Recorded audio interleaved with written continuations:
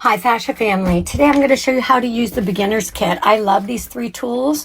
I'm a professional, but I feel like these are super easy for any of us to use. Beginners or even seasoned people that have gone through the Fascia Academy that want to restore their body or teach their clients how to do it. What I think is amazing about it is the Fascia Academy really gave me the confidence to share this technology and specific techniques with my clientele and you.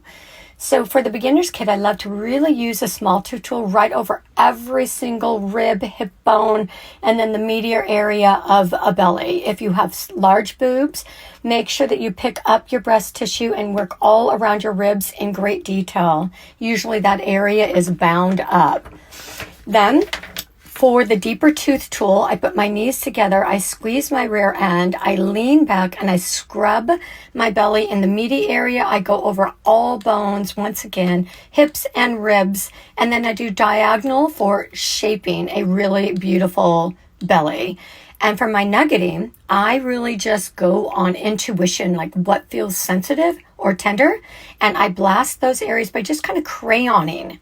So it's super easy, it's efficient, it's a great way to treat belly fat and so many other reasons, or so many other things in our body. Good luck, sisters.